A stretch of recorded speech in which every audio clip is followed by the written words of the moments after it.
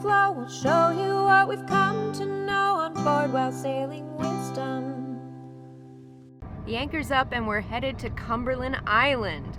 I'm really excited because this is our first time in Georgia. We're getting out of Florida, we're into a new state, and we just lifted anchor to leave Fernandina Beach.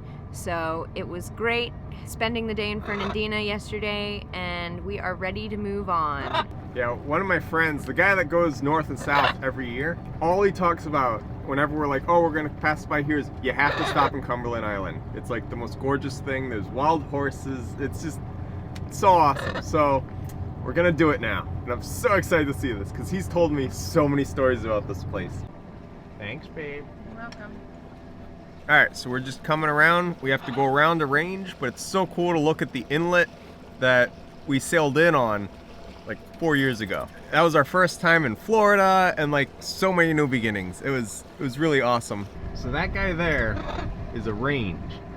And the way these things work, when you're coming in a channel, if you don't have GPS and you're doing actual navigation, you line up with those things. So you have two of them. There's the lower one in the front and the taller one in the back, and you line them up so that when you look at them, it's straight on. If you see them like this or like this, the one in the back, to the left or to the right, it lets you know that you need to adjust your course. And if you're ever curious, like, oh, which way do I adjust my course? Just do this. And you'll see which way you need to move so that the back one comes in line. You find the safe water buoy, and from the safe water buoy, you should be able to see the range, which marks the middle of the channel. And you just find the range, line up with the range, and then you're good. You don't need to worry about anything else because that center of the channel is maintained the proper depth. And that's how we come in all these inlets all the time, all over the world, with very limited knowledge of the areas. Way up there next to that little white house, actually big white house, you see the two orange range markers, and you got the lower one on the right and the taller one on the left. So that means that we are far to the left of the channel. So if you head more to the right, they'll straighten out, and then you're in that channel again. And if you just look on coast, you'll see range markers lining all the channels, because that's what they do. So on the charts on Navionics, for example, you'll see ranges listed. They're a black bar with a star at the bottom and a little red square at the top. And they're marked on all the charts, and they're the ranges. So whenever you pull into a place, you see the channel, you're gonna see this dotted line that runs down the middle of the channel and then extends past the channel to these two marks. And those are your ranges. So all you do is you just come in, find them, line them up, and then you're good to go. We've arrived and it's time to drop the hook. We're going to be going on a little hike. It's like 4 miles long. I'm very excited for the possibility of wild horses and even armadillos. There is a mansion on this island, ruins of a mansion from George Carnegie, the brother of the Industrial Revolution tycoon Andrew Carnegie, who you may have heard of. No. What happened? The chain guard.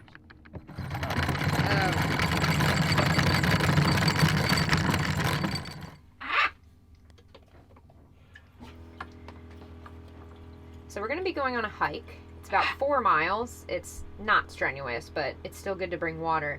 And I want to talk about our water filter here. It's by a company called No Dirty Water, and the water in St. Augustine tasted absolutely gross. But when I ran it through this filter, it was amazing. I mean, this filter is awesome. We've been using it for 6 months now, and we're happy to report that it's been a fantastic addition to the boat galley.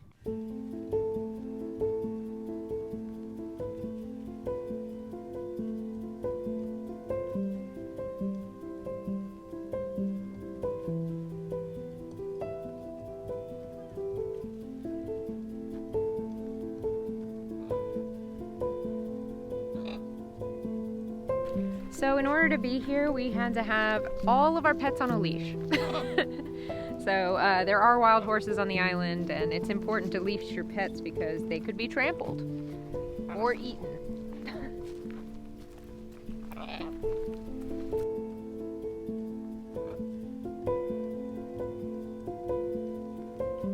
All right, we came here searching for wild horses, and boom, wild horse.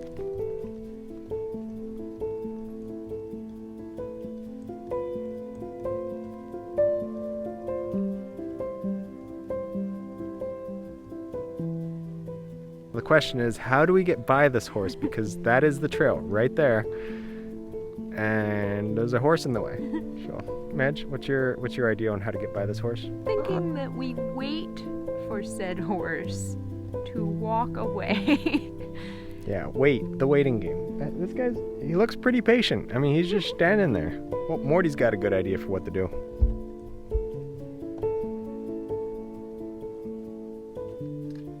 I think maybe we just walk forward and it'll move. Can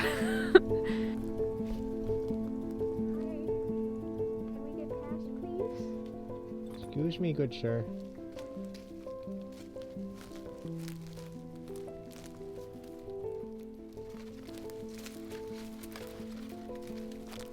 You're so pretty. Yes, thank you. Thank you very much. Yeah, so some people love horses. I have a very, very healthy fear of horses because they're a large mammal with one toe. You can never trust something that has one toe. Hello, Mr. Horsey. Okay. Just gotta munch on that moss.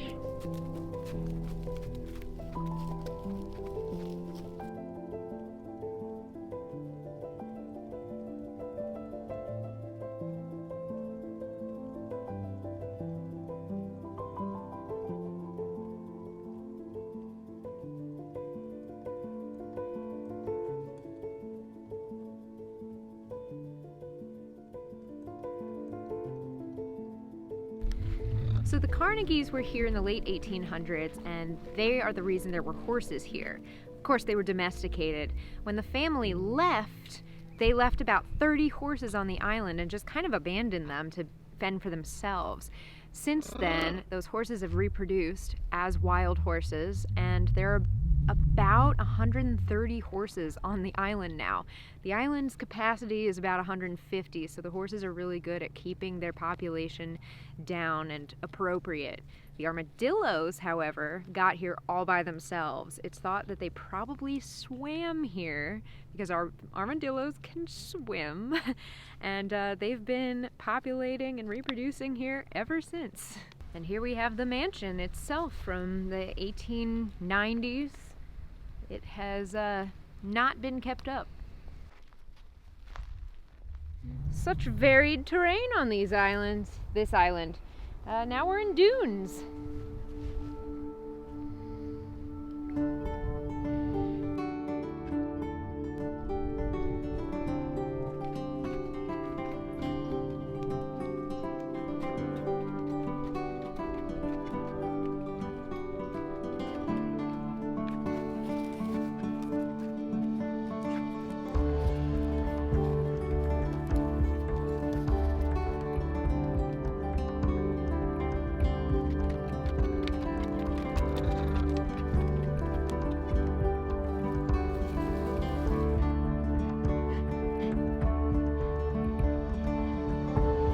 Yeah, that's my reaction too to seeing an armadillo.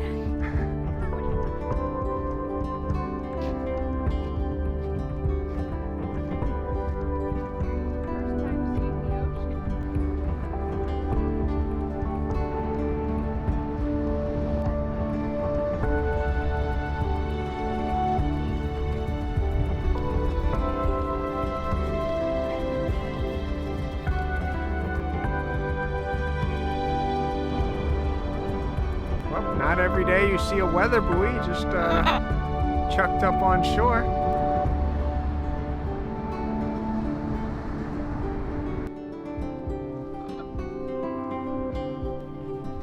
So magical in here. Irby just ran into a tree. It's a bit of a low bridge. I did not see it.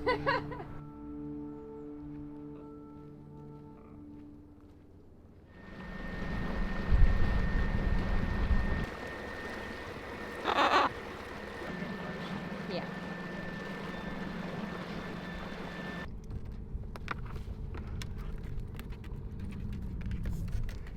Well, on that note, I'm gonna go sand. So I'm gonna spruce up our rub rail. Total Boat sent us some really cool stuff. To start off, I got wood sealer, and then I got Lust and Gleam. So I asked the company, I'm like, hey, could I do a test? So we're gonna do one on the port, one on the starboard, and we'll see which one holds up the best, is the shiniest, the prettiest, like just which one's just the best. Yeah, so the wood's just like gray. It's just not beautiful.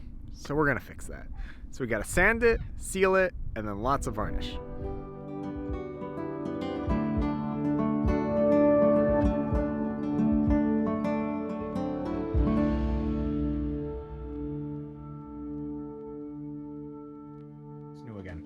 Last time you put linseed oil on? Madeira. Yep. Yeah, so that's been the issue. The last time I did linseed oil was Madeira, which was September of 2020.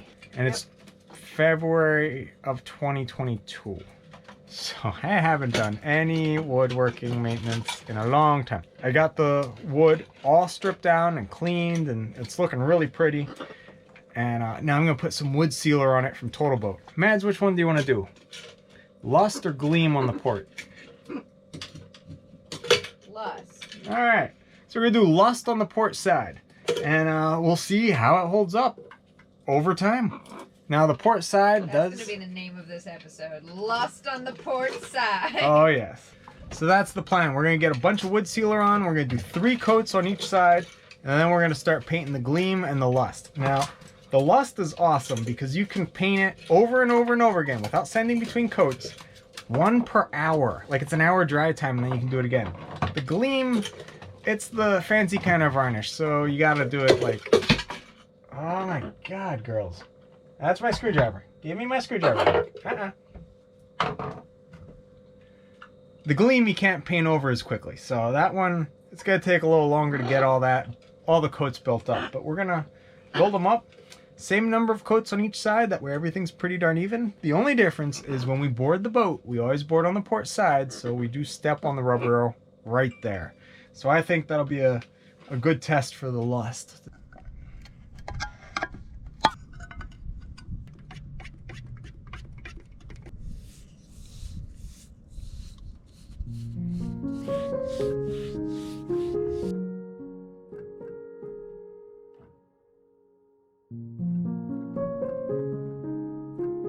All right, now I got 1 coat of that wood sealer on both sides. So we're just gonna let that dry. It's gonna take about 2 hours, and then I can put another coat on. But it's 3 o'clock.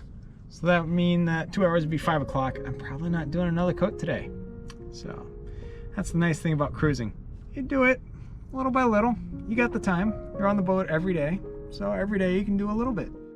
Okay, anchor's up and we are out of here. Now we're leaving just a wee bit towards the end of the ebb tide. And we're gonna make our way down, make our way to the inlet where we can turn and head up the main channel to go to our next stop on Cumberland Island. We should be getting to that turning point around slack water so that we ride the flood tide up the current, or up the channel. It was so cool to walk around, and the horses are what they're famous for, and they were neat. But they had armadillos, and the armadillos to me were the highlight, because I've never seen an armadillo in real life, and especially not so close. Like if you stand still, the little buggers will come right up to you, and then they just lift their little faces up, and oh, they're so cute. So yeah, the armadillos, that really made it for me on this island.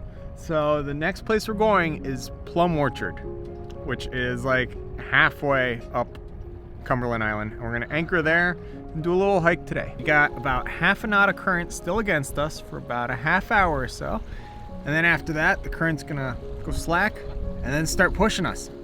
Now the really awesome part, we have our staysail up, Stan, and he's catching some wind, mostly apparent wind, and giving us extra drive.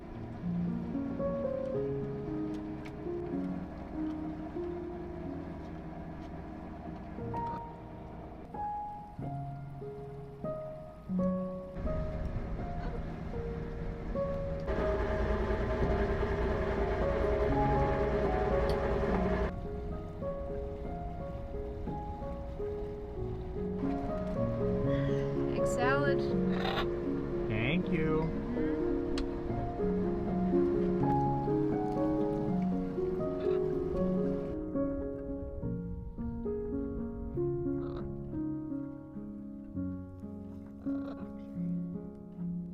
back on Cumberland Island for just one more day, and we're gonna do another walk so as not to waste the day. And it's just gonna be really pretty. The island's nice and flat. I mean, these aren't like strenuous hikes, but they're just, it's really nice when you're cooped up in a boat. You don't actually realize how little you walk. So it's nice to spend days just wandering around and using our legs. Being in Georgia is exciting. It's something that I've really been looking forward to because it's the only place up the coast that we didn't come to on the way down. Feels cool to be in a new state.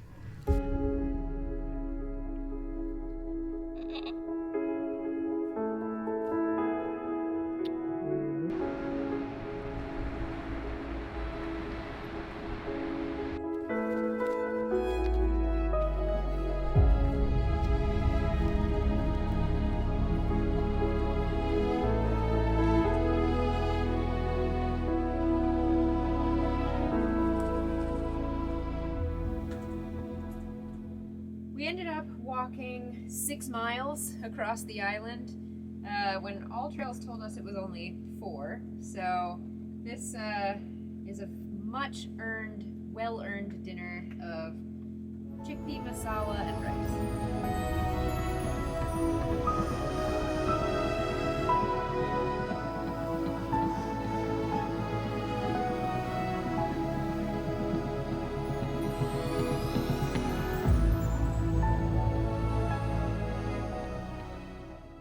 We've run aground. Classic wisdom. Replacing our flag. Okay, so I've done 2 very thin coats so far. Thanks for watching this episode of Sailing Wisdom. Don't forget to like the video, share it with your friends, and hit subscribe so you don't miss the next Rigging Doctor episode.